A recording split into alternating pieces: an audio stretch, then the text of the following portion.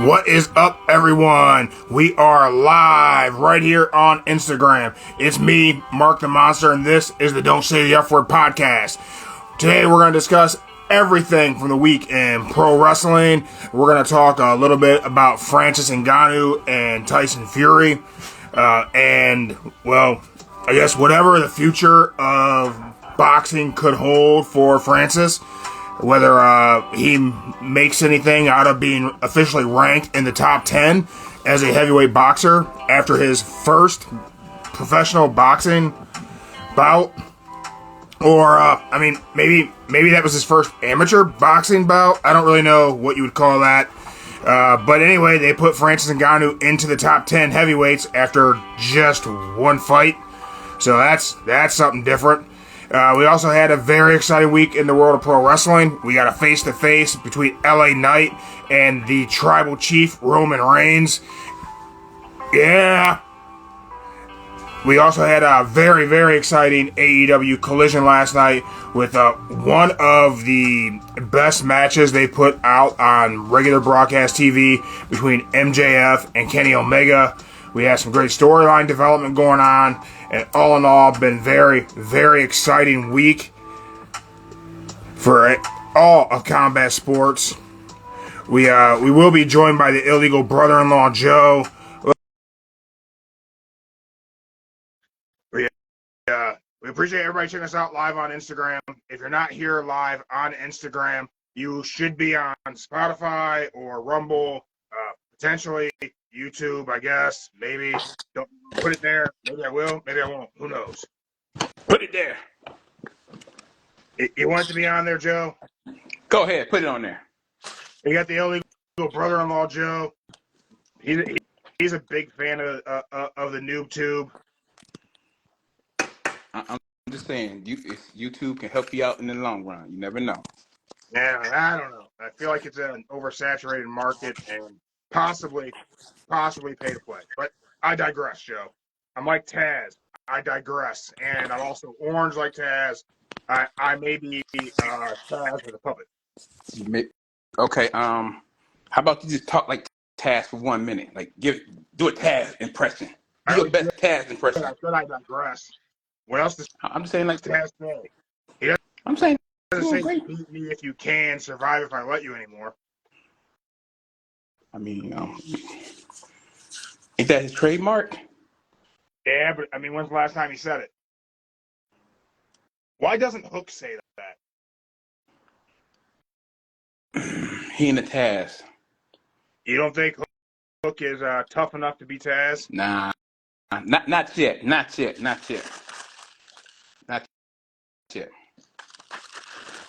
I mean, I said give it time. There, right? He just has to do something about his hair because he's trying to be me with that hair. I know it's the hair. It's the hair. Yeah, he's not on my level, Joe. He's not there yet. It's the hair, and then like he just a quiet person, like quiet. Like, yeah, it's kind of. I'll be honest. I'm not sure I understand Hook's gimmick. He like the what's it called? He like the modern day silent killer. But is he really that much of a killer? Not really, but I'm just going with a good concept. He like the modern day silent killer. Make it make sense. Yes. All right. Gotcha. I guess. I mean, I get it. I'm not sure I understand why he's always eating chips. Sponsorship. Doritos. I bet it's not a deal. I bet that kid just eats a lot of chips. Or maybe there's like a lot of grams in the chips he got to eat. Oh, you think he's trying to hit his macros? Yeah. Macronutrients. That's important. That's about it. That's what I say. He's getting his grams on.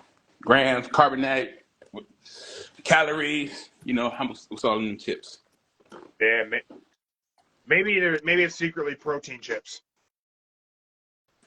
Just like anybody can enjoy a wild cherry Pepsi. Oh, look at that. Maybe I don't know if you sponsorship deal. You might be able to get sponsored by Pepsi. I mean, look at the new can logo. They got new cans and everything. Oh, wow. Yeah, that's different. You remember Crystal Clear Pepsi? I do. That shit was weird. It was good though. If you say so.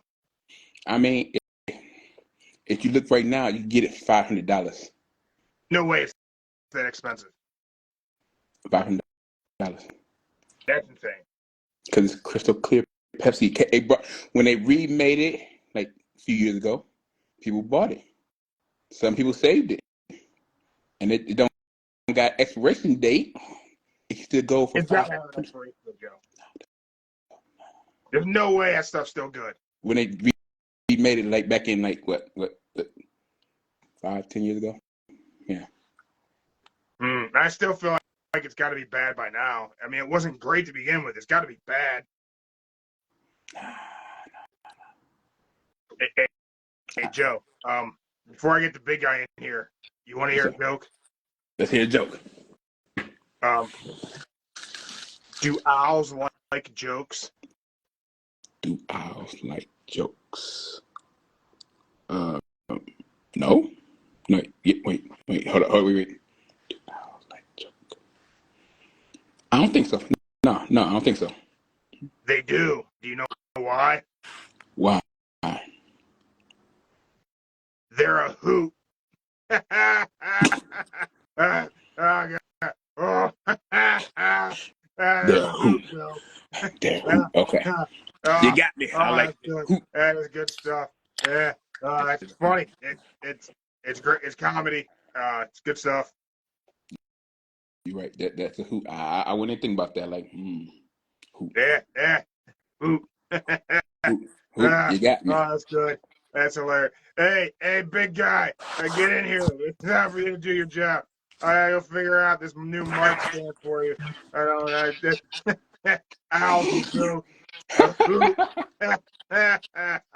Oh, yeah. Hey, Joe, it's great talking to you. You got any words of advice for me just for life in general? Yes. What do you got? Okay, life in general. Be true to who you really are, and never give up on your childhood hero. I like that. That's a good one, Joe. High five. High five. All right, I'm gonna go operate the soundboard. Big guy, get in here. Owls like jokes because they're a hoot. That killed me. I'm so funny.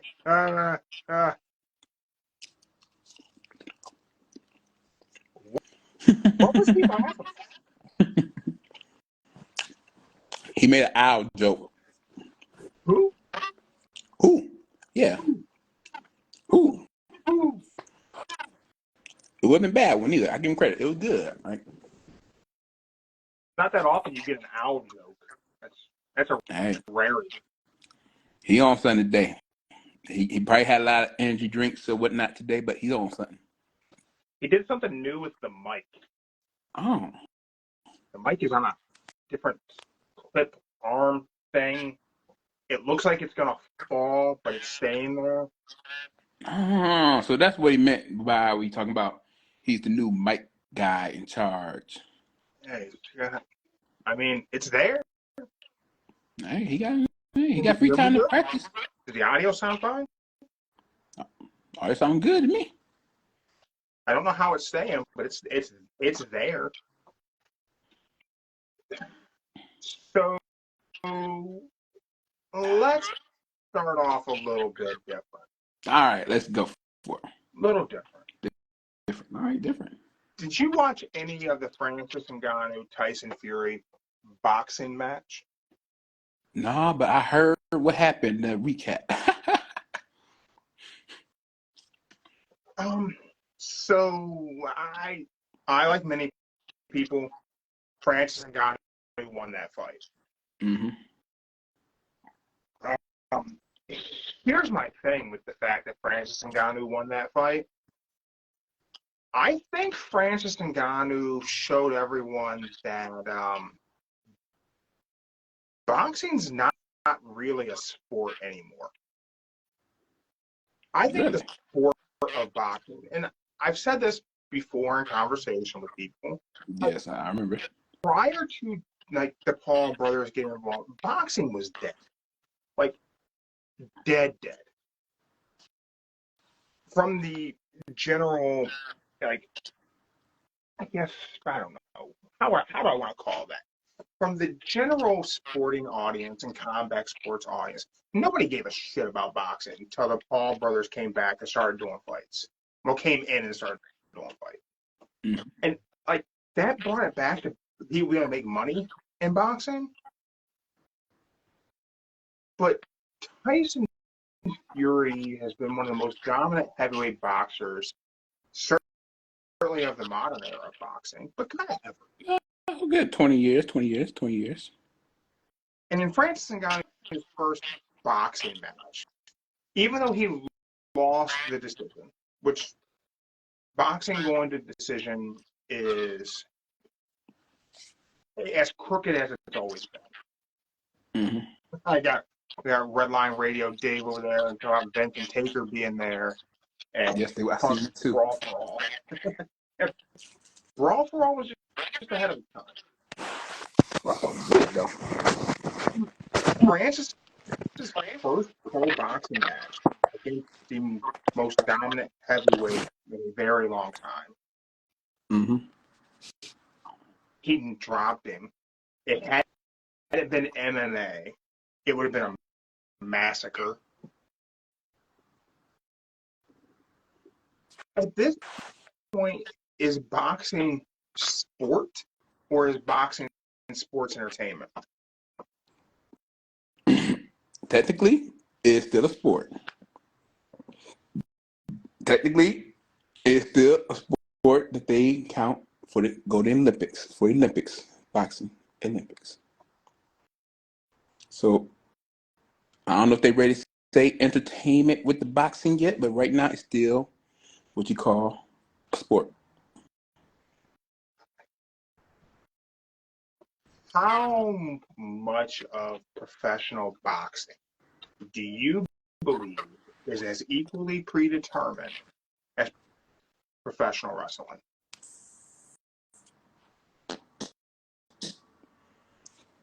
Depends on who's fighting who and their rank.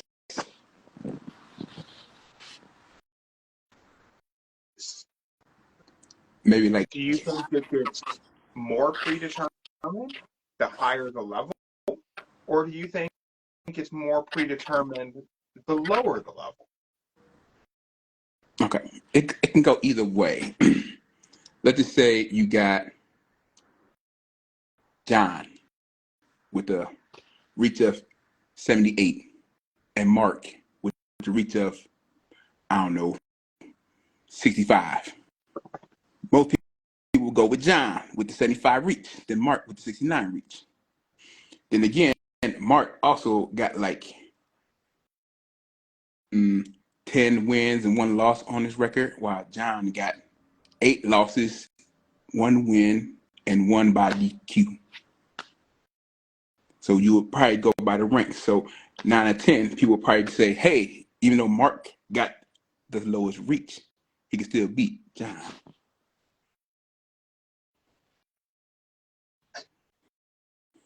I think that gambling plays in heavy to where boxing gets predetermined. I think, like, you look at Francis Ngannou and Tyson Fury. At one point, I seen it that Francis was such an underdog that had you made $100 bet, you would have walked away winning $750. And I was told that it got up to a point where, like, if you'd done $100 bet, you would walk away with $950. And I don't really know how that underdog. I don't know. I don't really know how that shit actually works. Okay, it's like this. So, people, if you put like the positive, like positive and negative. So, it's like this. If he had like 30 negative 35, he's got a gambling problem. Hey, I'm just saying, did you play on FanDuel? It took a while to understand the FanDuel, but I got it now. I got it down to the pack. So you would think somebody who had plus 1,000 is going to win, but the plus 1,000 is the loser. The negative 3,500 is the winner. So people are saying he's going to win. So you want to bet with the negative instead of the positive. That's how that works out. So I certainly get why if you have an underdog who, even though appeared to be very dominant in the fight, you go to a judge's scorecard, they're not going to give that fight to the underdog because Vegas would have to pay out a shitload of money if the underdog won. Now, they ideally can't control knockouts, but you can control the judges. Mm-hmm. But you can kind of control knockouts too. How do you control a knockout? Now, you lost me right there. How can you control a knockout? So, we're wrestling fans, man. I know, but that's like saying you want somebody to knock somebody out like first round. Work shoots happen. I know. I can say for a fact that there have been MMA fights that have been fixed where dudes have gotten knocked out because they were told eat the head kick from Crow Cop. Okay. So work shoot. You can do it in all combat sports. You can do it. You certainly do it in boxing. I mean, plenty of people have thought that people losing to Jake Paul has been a work shoot. That I mean, if Steroid Steve was on here, he would go in hard on how he thinks Tyrone Woodley got knocked out because he got paid for it. Disclaimer: I don't agree with that. That's not my opinion. I don't think that. I accuse anyone of anything, but he has said that to me. I believe him. I believe him. I don't think so. Like, no, I mean, I believe he said that to you. I believe he said that to you, though. That's fine. He did say it. I think there's logic in that, right? Like, someone's going to pay you X number of dollars to eat a shot and go down. Most people are going to do that. People are going to tell you, oh, well, that fighter's got so much pride and blah, blah. That's bullshit. That's not true. That's just not. You're a prize fighter. You're there for the prize. 99.99% of the population eats the shot for the money. I don't think that's what happened in that fight. I think Paul knocked Tyron Woodley out.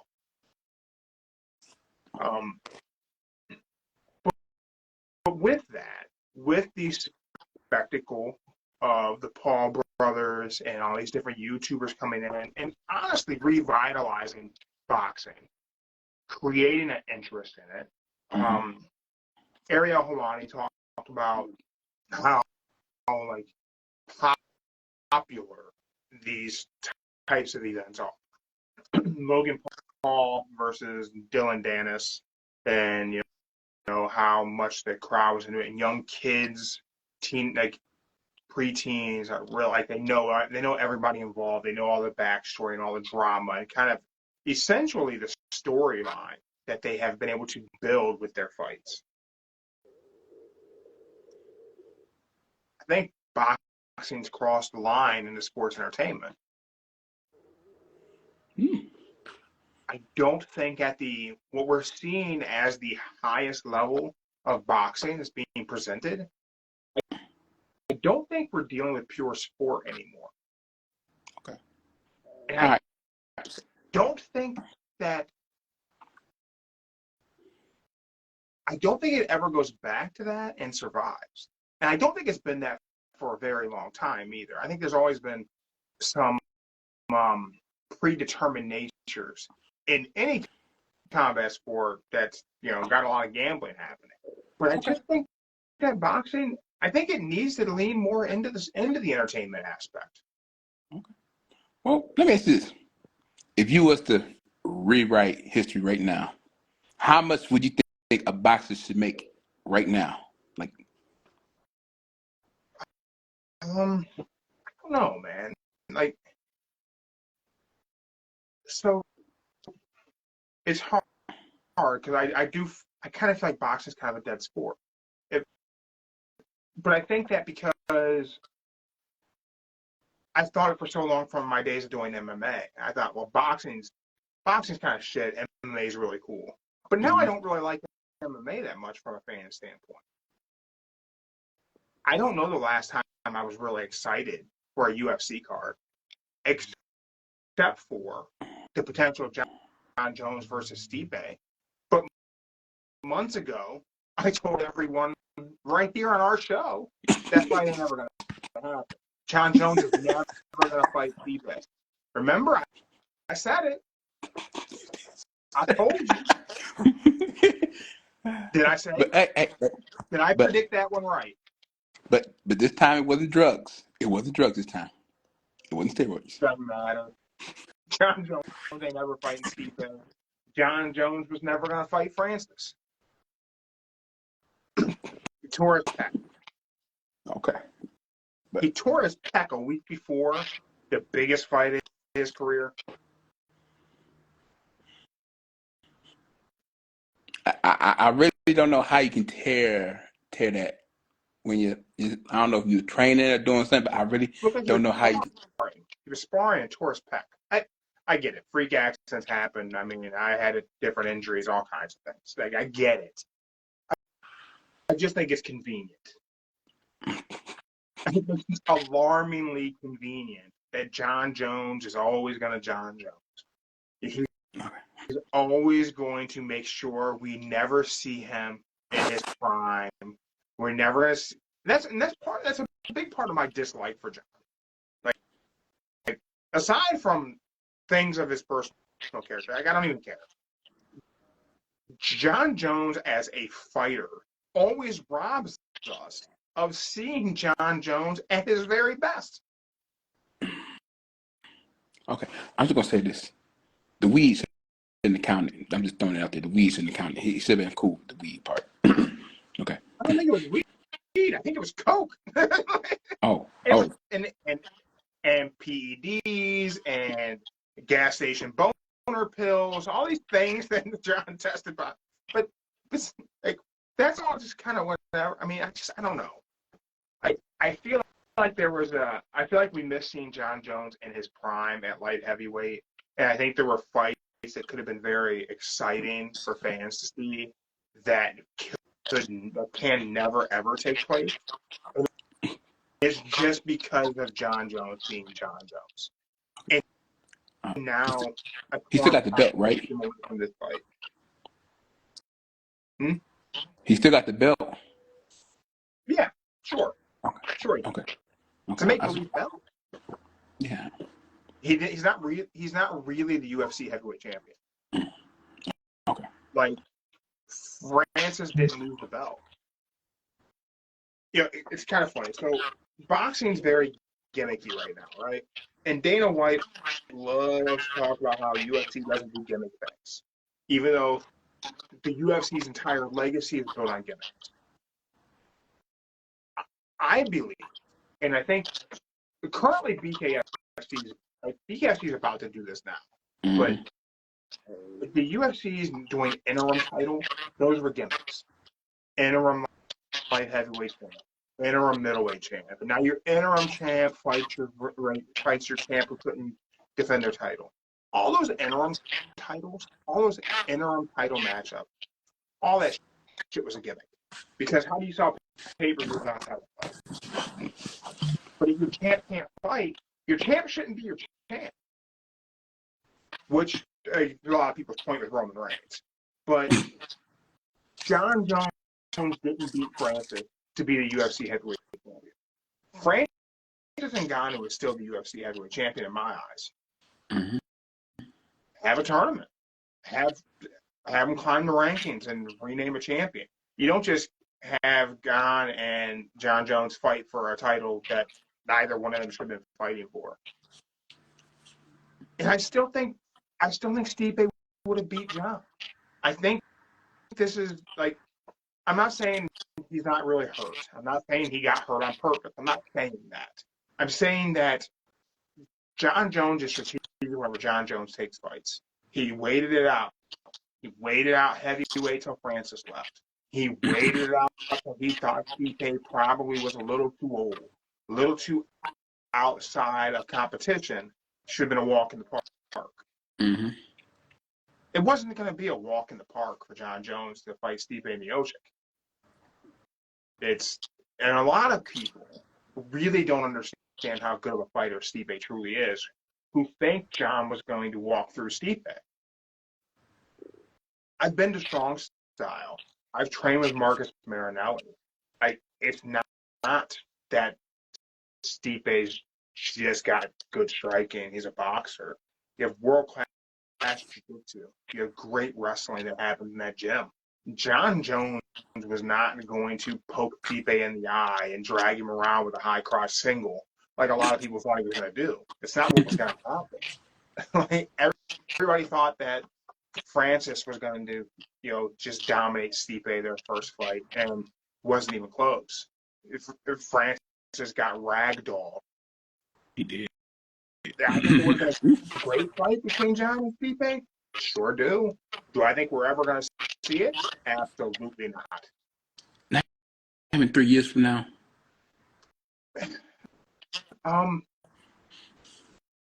If John has the time off, if he's out of there's no longer a USADA testing pool, so we don't have to worry about John getting popped for PEDs through the recovery phase.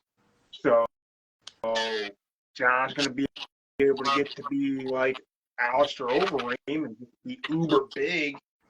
Maybe John decides to show up for that fight in 3 years. Yeah, 3 years.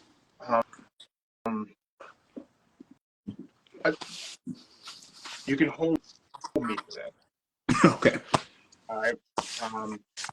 Somewhere around here, I have some MMA gloves autographed by Stipe.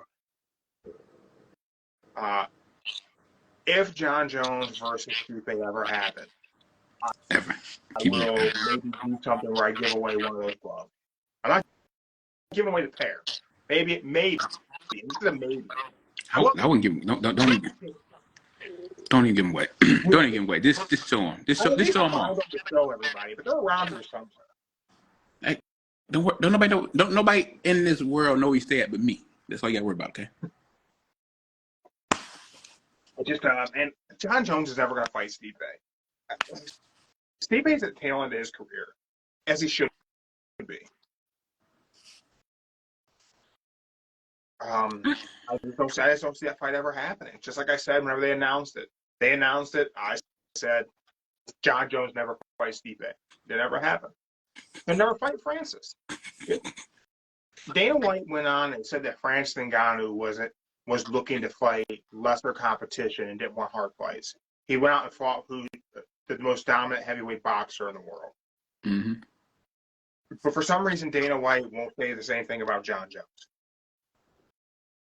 John Jones doesn't want hard competition. He never has. And that's not really a bad thing. Everybody wants an easy day at work.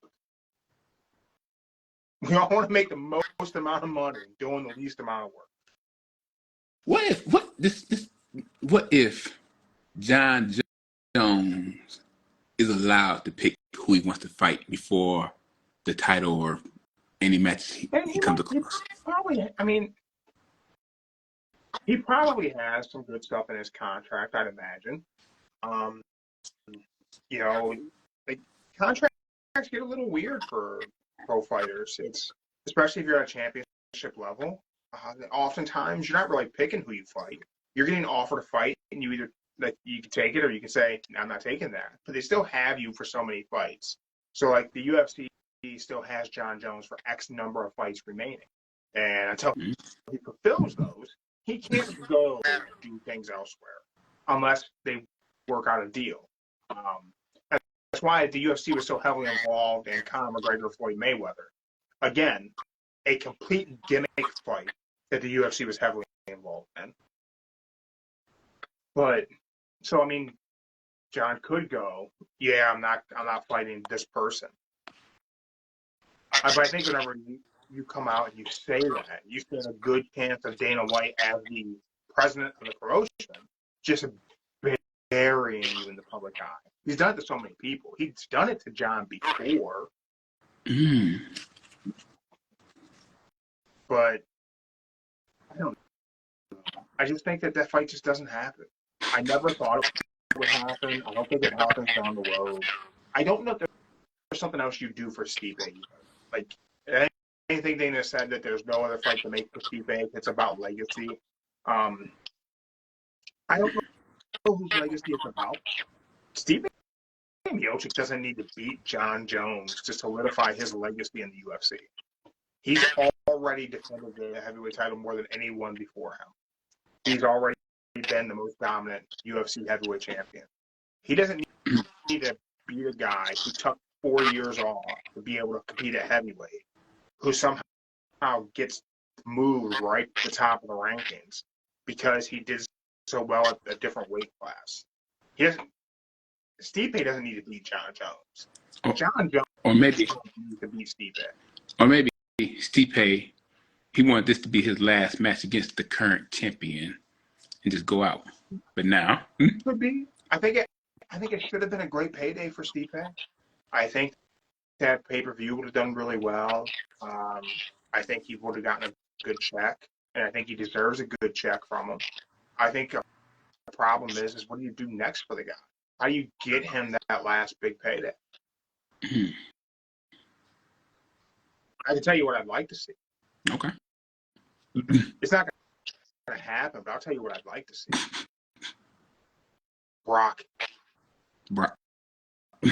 Have Stipe fight Brock. Hey. It could happen after April. Why does it have to wait till April?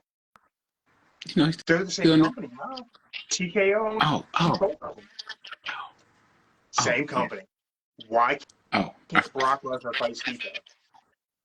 I keep forgetting about that. Don't matter anymore.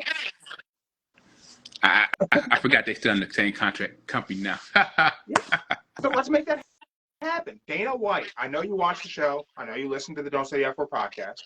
Make the fight. Brock Lesnar versus Stipe. Or maybe there's still like the little loop contract deals that they can't fight each other just yet. Sign a new deal. Both companies have all that Saudi money. Just figure it out. Make the fight happen. I'm just the idea guy. I'm not the one writing the checks. Somebody else writing the checks. Write the check. Make the fight happen. Give me Stipe Miocic versus Brock Lesnar. You think Brock will want to do it? I think you back up the Brinks truck. Brock will do anything you ask him to do.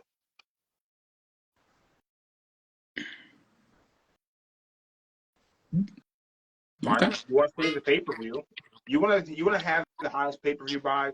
Have Brock Lesnar fight Stipe Miocic. Okay. All right. How ready does Brock need to be? I mean, really. He's always in good shape. He doesn't need to be in great fight shape. Who gives a shit? USADA's not around. That deal is pretty much done. So we don't get to the testing pool. I don't worry about any of it. Make the fight happen. Make the fight happen. Okay. Make the fight happen. If you watch it, make the fight happen. Brock Lesnar versus Stipe. Make that fight. I think that fight's actually more likely than John Jones versus Stipe.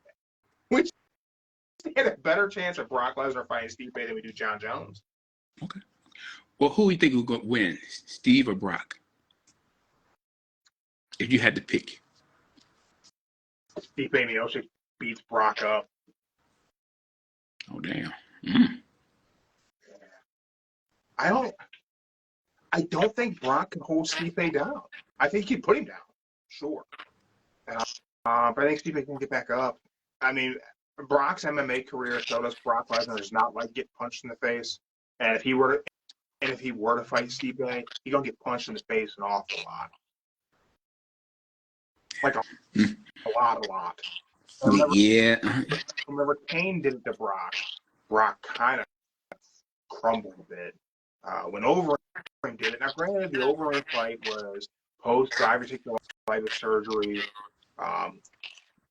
Overeem was on a lot of supplements. That was like the biggest athlete anyone had ever seen. But Brock was no slouch either in that fight. I mean, that was Uberreem. That was Alistair Overeem at his biggest. Jack. Looked like an action. He looked like a British bulldog top over there, like For just. real? But yeah, I think Stipe could be Brock now for sure. I mean, we go back when Brock was fighting at that time, rewind them both back to that phase of their career. I think it'd be a little more up in the air, but I just think Stipe's striking's too elite, and Brock hasn't been in that environment in a long time. But I think it would make a lot of money. Okay, I could definitely see that happening. If it happens, it happens. Right? But I'm just gonna say you have to wait till probably after April. Move on to a little bit of pro wrestling. You watch Collision last night? I did. What'd you think? MJF, Kenny Omega. I could say, ooh, okay. I'm just gonna say one thing, not in a bad, disrespectful way. MJF can't do no high flips off the rope. That's just it. He can't do no good flips off the rope. Like trying to jump over the ropes right after Kenny did it. Ooh, you can see he didn't really. You can see he really didn't do it that great. Even when he did the replay. Yeah. Yeah, probably not the spots for him to do in a match with Kenny Omega, just because it's not going to look like how Kenny does it, and Kenny does it so well. Yeah. So yeah. MJ not a high flyer. Though. Such a good match. I think it's very interesting how much of a baby face MJF is right now. It's really hard. It's really hard to tell if he's a babyface or not. He calls the crowd name. They still cheer for him. Like, yeah, he's a babyface. I mean, I'm sure internally he's definitely looked at as a babyface right now. He embraced Kenny after the match.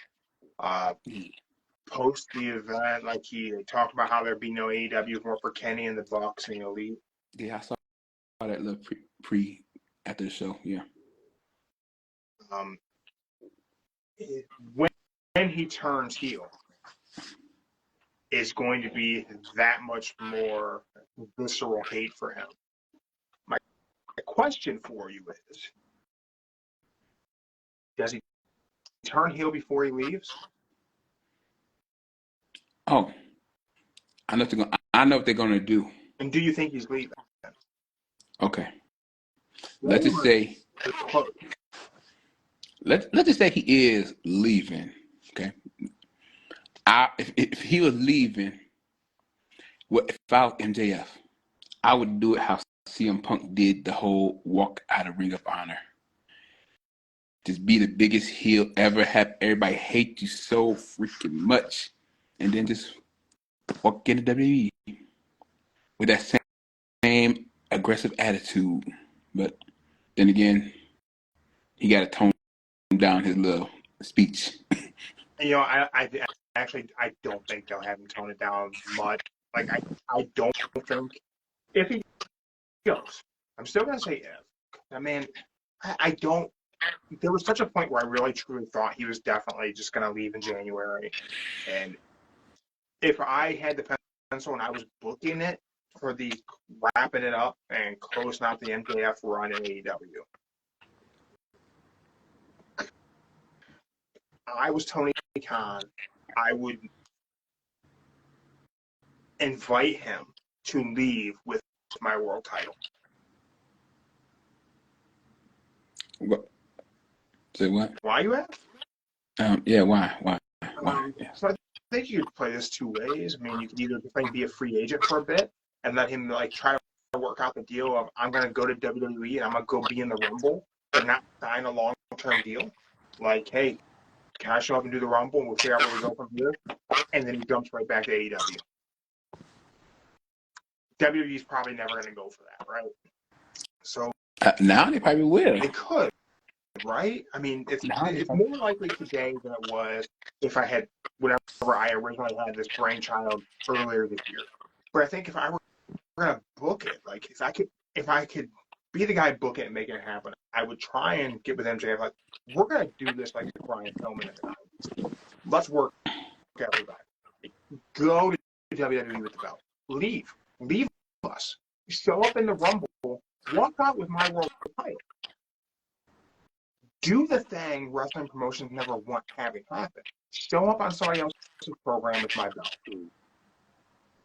Because millions of people then see the AEW World Title. Well, don't forget, Mickey James did it last year when she came in with the TNA Knockout Championship. Yeah. So, I mean, that could happen. I think it'd be the cool way to do it. I don't think it's how they'll play it out. But if he's going to go, he needs to go out and being hated. Because he needs to go to WWE as the most hated heel possible. And when he shows up, he needs to brutalize Cody Rhodes. Like it needs to be something like very the turn. Remember, he turned on Cody in AEW was missing one key element to it that they was right there and they could have done it and they didn't do it. When he threw it in the towel for Cody, he should have thrown in the scarf. The scarf should have been symbolic of the towel. And whenever he turned on Cody after that, the Jericho match, he should have wiped the blood off Cody's face with the scarf and always kept it as a memento.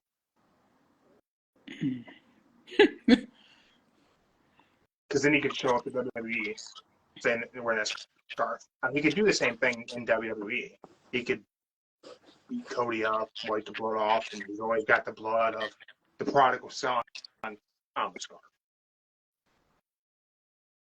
I don't know if Tony Khan lets himself get outbid for MJF because you don't have a more main event guy in the company right now. I'm gonna say he ain't gonna go. He ain't gonna go just yet because they ain't gonna let him just win that ring 5 years in a row straight now. Yeah, I think maybe they do a 1-year extension, get him till 2025, tell us some more stories, make another star. Who do you think his partner is going to be next Wednesday? Is it Kenny and the Bucks? If I had to pick, I would say it's gonna be Kenny, Joe, and Max.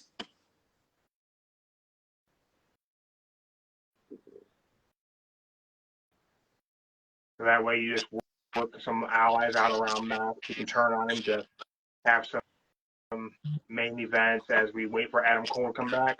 Yeah. Who do you think's the man in the double match?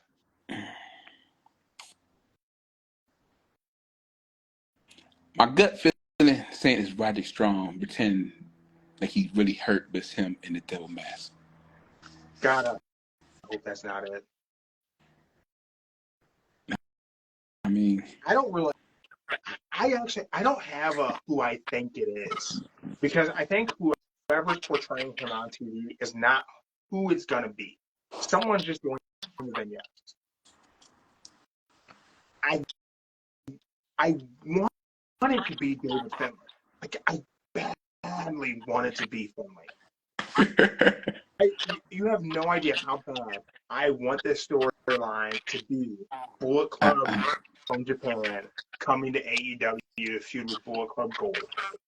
we talked about this last week. I know, but it's even worse. I want it even more today. I just so bad. Please, Tony Khan, get Bullet Club from Japan to AEW to feud with Bullet Club Gold. Please. Hold on.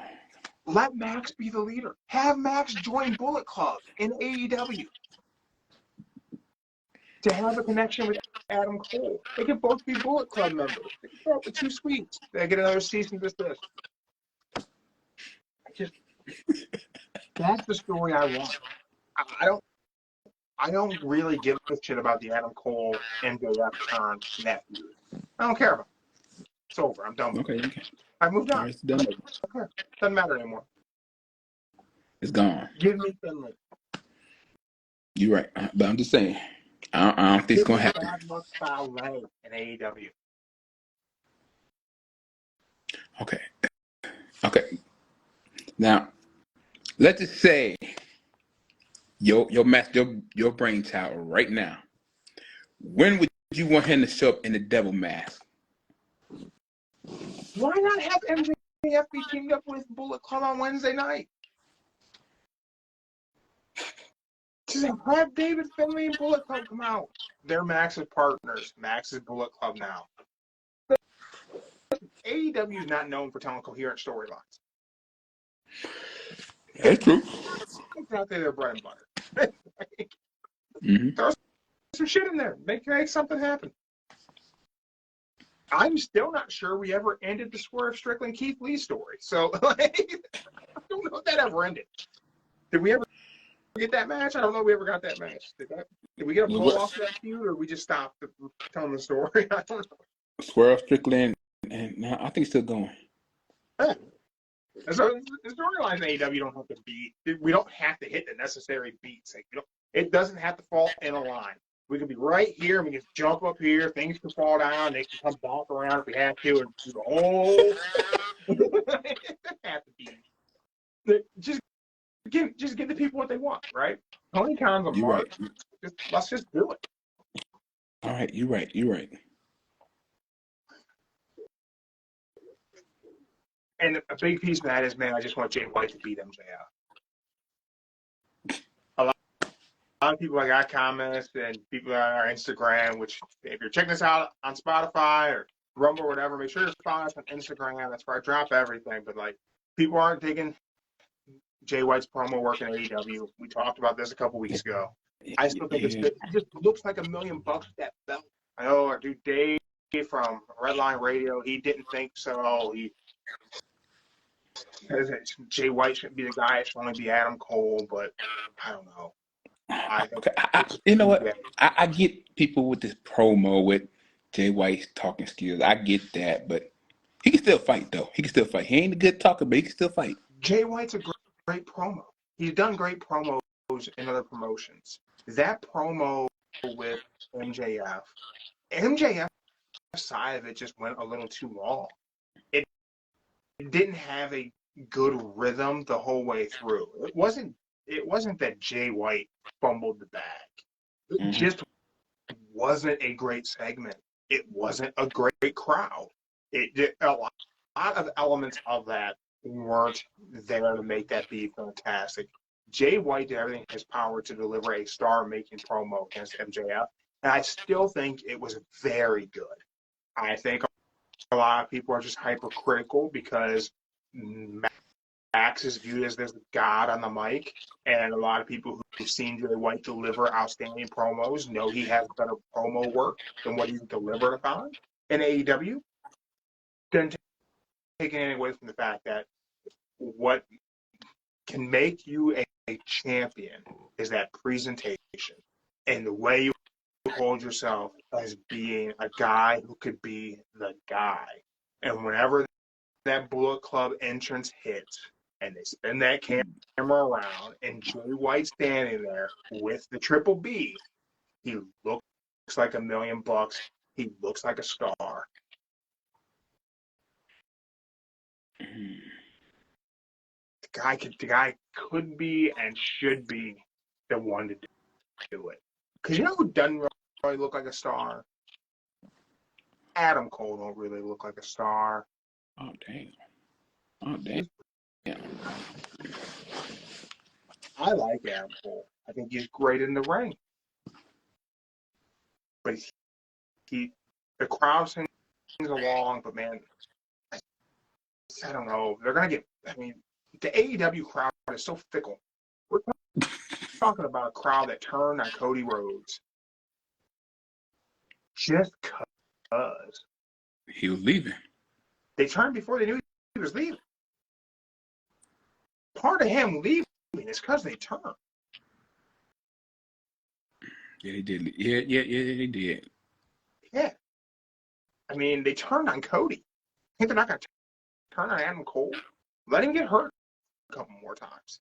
I'm nervous for Bryan Danielson. Luckily, he's got such a lengthy legacy of people just adoring his in-ring ability. But he just fractured his orbital bone. He's not going to be back this year. Damn. I really thought that was a work. I really did. That's legit. Damn. How? I'm not really sure, but man, cracked orbital bone, that stuff. Yeah, I seen it. And I'm like, oh, he all right. Ain't no. He got back up like, thinking nothing of it. Thought WWE programming this week was really good. Thought SmackDown was really, really good. LA Knight, Roman Reigns. Hmm. That was good. Really good. Really, really good. I was waiting for the fireworks. He's gonna cut them off. I don't think they pulled the trigger, though. I think they should. They won't. They won't. But I think they should. It's like they said. Like they say, they try and make Roman the new Bruno Sammartino. He could defend that belt 3 or 4 times a year. Show up and still had it. Yeah, makes him special. He's not booked for Survivor Series. I saw that. So knowing that Roman is not booked for Survivor Series tells me, without question, he goes over on LA Knight. Because if he were to lose, we'd be looking at a rematch and continuing something. But they're not going to hot potato Roman titles. They're going to wait. It's going to have to be important. It's going to have to be at Mania. I think It'd be funny. good to have LA Knight in there with Roman to see what the reaction is. Crowd is adoring him. I think Roman should beat him clean in Saudi Arabia. I don't think it should be overbooked. You know it'd be crazy if Roman dropped the belt at the headline 10 WrestleManias in a row. That's when you should drop the belt. That puts him holding until 2025, right? Or 26? 5. 25. This year is going to be his 8th. This year's going to be his 8th year. They can't.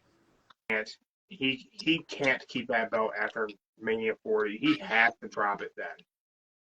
But, like they said, if they want him to beat Bruno's record, he would have to hold it till February 24, 2028. There's no way. You can't do that. It's not with breaking up the bloodline, the story doesn't have that many chapters left.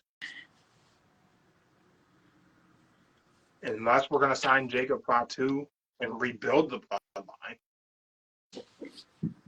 I don't know. I don't know if WWE is ready to have Jacob Fatu in the mix. I think they got enough family members right now. They don't need to add more to it. I think it's fine like it is. So aggressive. If you're tuning in to us and you haven't watched Jacob Fatu and MLW, and just go on Fight TV. Mm-hmm. We got a link somewhere.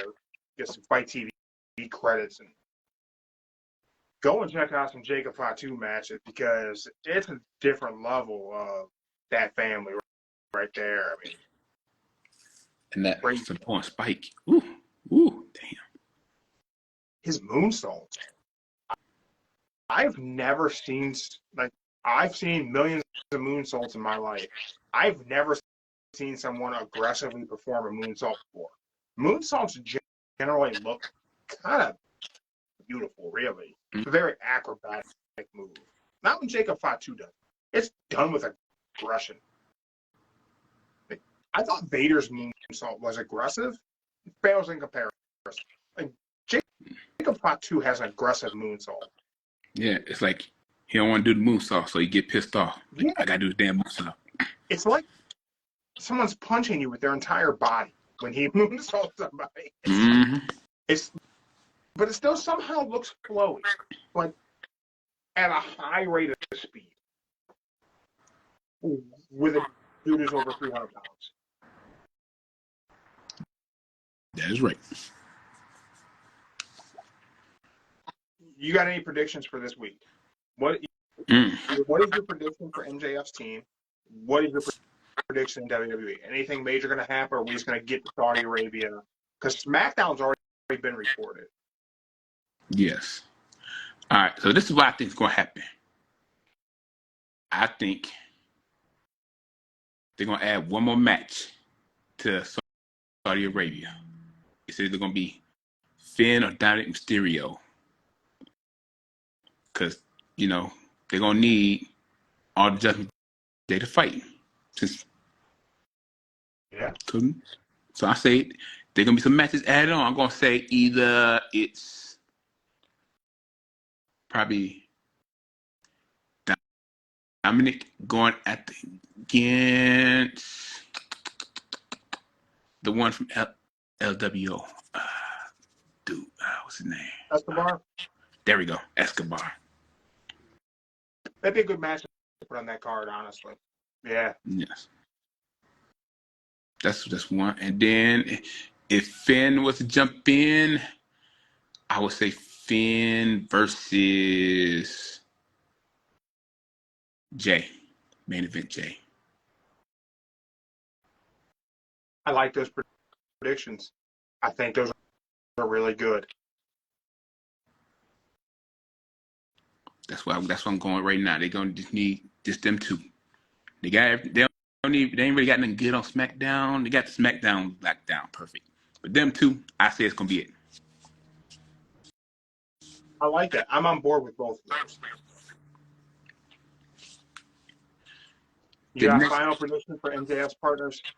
MJF. It's gonna be Samoa Joe. Definitely Samoa Joe. It's probably gonna be Kenny because Kenny earned his respect. And I'm gonna say it's gonna be Max of the Acclaim. They're my three. Max of the Acclaim. Well, absolutely every one of those picks makes sense from a storyline standpoint. It's 100% coherent. It would all fall into play perfectly. I hope when none of that happens, I hope it's Bullet Club. As much shit as I give AEW for not being coherent, I want the story to not be coherent. I want it to not make any sense. And then later on, after that, Samoa Joe can join Bullet Club too, and I can get my Samoa Joe Bullet Club shirt. Okay. All right, fine. How about this? How about just to make you feel happy? What if he just picks the House of Black as his partners? And they could poison mist him and turn him evil. And then he gets start painting his face like Sting, and he can go goth. There you go. That'd be fantastic. Mm-hmm. Those are my predictions right there. I think you're probably right on MJF's team. I would like for it to be a curveball, but it won't be. And honestly, it should be those picks. It should be coherent. We should keep telling those stories. Just because I selfishly want OG Bullet Club in AEW, I don't care how we get there. It doesn't mean we should just ruin the whole show to please me. Mm. Oh, and you know what'd be funny? Here's the kicker. Let's just say those are his three. Since he done fought Kenny, he'll face Max next and then say Samoa Joe for last for the belt. I can see it. That'd be good. I think Max versus Max would be a good matchup too. That'd be a fun matchup to watch. You could also have some shenanigans. Billy Gunn could try and interfere and help Caster win. Mm-hmm. Well, with that, I think that's a great show for us today, Joe. Tell the people where they can find us. Like, if you really don't know where your find us at, let me just call my dad and I have to look up his phone and say, Dad, where can you find us up at? He'll just look at his phone. You said go to the little site called YouTube. What's this Spotify you talking about? Ain't Spotify just for music? I thought that was music. What you got podcast on it for? And what's this little Rumble? What the heck is a Rumble? I don't know no Rumble. I ain't trying to watch Rumble. What Rumble you talking about? Like, sorry, Dad. There you go. That's Before we where you leave, I want to share one quick story, though. Mm-hmm. there's a Facebook page. It's All Elite Wrestling. It's not the official page. It's just a fan group. This dude, Jack Martin, went to Collision yesterday, and he shared that he randomly got to meet Tony Khan. Oh. Tony Khan was willing to take a picture with him, signed a poster for him. You can't really see the signature. It's in the W there. Okay. And got a whole bunch of wrestlers to sign the AEW poster for him. Like, just a really cool thing that Tony Khan would stop and just sign stuff for fans. So he was super polite, said that he just was happy to do it, smiled, signed everything, took photos for pictures with people. See? Like, one thing I can say, man, like, that's genuinely a cool thing for a billionaire owner of a wrestling promotion to do. Remember I told you a few weeks ago, he's thinking like the fan. It's really cool. I wouldn't say it's best for business, but it's a really cool thing for him to do. With that, everyone, thank you for checking us out live right here on Instagram. If you're not checking us out live on Instagram, we appreciate you finding us later on Spotify, YouTube, Rumble, Google Podcasts, wherever you find us. Thank you for finding us. But if you want to catch us live, make sure you follow us on Instagram. You'll get notified when we go live. I will tell you a time, and me and Mark will actually be about 5 minutes late, no matter what time I tell you. Because I have ADHD, and I just can't be on time for shit. I know. When I take the time, I am still late. I know. That's why I be like, that's why I be saying to myself, like, I'll just give him like another 10 minutes. So Yeah. that's why. I know what's wrong with me. it's just how I operate. I know. I don't know. But hey, I've learned to manage it, learned to be successful with it. Not a hindrance. It's a superpower. Only I can be late to something I have already arrived at and pick the time for. And only I have to deal with it. Nobody else does. So hey. Yeah. My wife, your sister, she has to put up with it. She don't count though. She don't ever be on live with you. It's always me, so she don't count.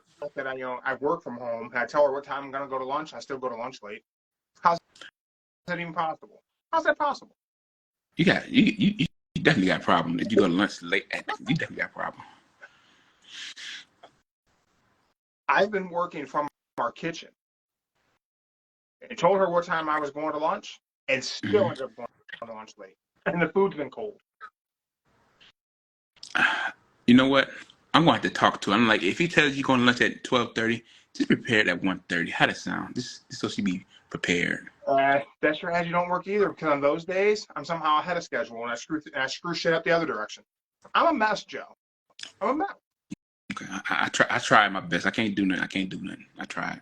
Hey, I'm the shining example that, if you're out there and you're struggling with ADHD and, it gets in your way of being on time for things, you too can just not solve the issue and just make everybody in your life accommodate your problems. And it just works out fine.